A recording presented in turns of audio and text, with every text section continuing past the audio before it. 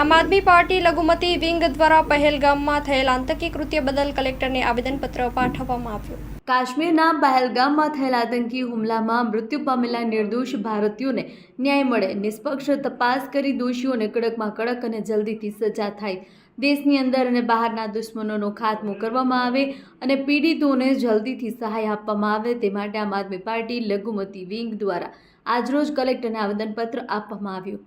આ કાર્યક્રમમાં આમ આદમી પાર્ટી સુરત શહેર લઘુમતી વિંગ પ્રમુખ અહેમદભાઈ મહેતર, મુમતાઝબેન મુલતાની, એમડી અહેમદ પઠાણ, રાજુભાઈ શેખ, પરિશ્માબેન, નાઝિમભાઈ શેખ, સરફરાઝ શેખ, સાજિદ શેખ, આશિક અંસારી, મુસ્તાક શેખ, ઇશાક શેખ, શાદિકભાઈ લીંબુ, અબ્દુલ્લા પઠાણ, પરવેઝ મુલતાની સહિતના કાર્યકરો પદાધિકારીઓએ હાજર રહી પાકિસ્તાનના આતંકી કૃત્યને વખોડ્યું હતું। અહેવાલમાં ન્યૂઝ મંગુરામ વર્મા, સુરત।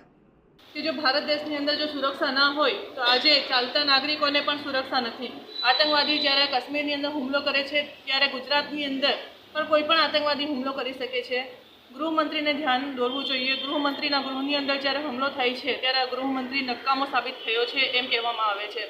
જો હુમલો થયા બાદ માણસના મૃત્યુ થયા બાદ જો ફૂલહાર લઈને ચડાવવામાં શોક સભા કરવામાં આવે છે તો આને આમ આદમી પાર્ટી તરત આના ઉપર વખોડી નાખવા જેવી સ્થિતિ ઊભી થઈ છે એવું કહેવા માગે છે।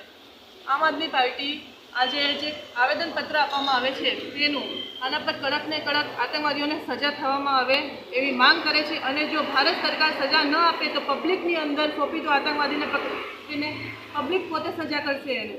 વારંવાર આવું ના ચાલે। જો પોતાનાથી દેશ ના સચવાય તો રાજીનામું આપો, કેમ કે દેશની અંદર એક એક વ્યક્તિઓની અંદર બચ્ચાની પણ જાન ખતરામાં છે અને એક એક વ્યક્તિ કિંમતી છે। આમાં હિન્દુ, મુસ્લિમ, શીખ, ઈસાઈ કોઈ પણ વસ્તુને ટાર્ગેટ ન કરવામાં આવે અને જે મૃત્યુ થયું છે એ મૃત્યુને ધ્યાને દોરીને કડકમાં કડક આતંકવાદીઓને સજા કરે। જો તમે કહેતા હતા કે એક ડોકું કપાશે તો અમે 10 ડોકા લઈને આવશું, 10 માથા લઈને આવશું, તો આજે ક્યાં જાય છે મોદીજી?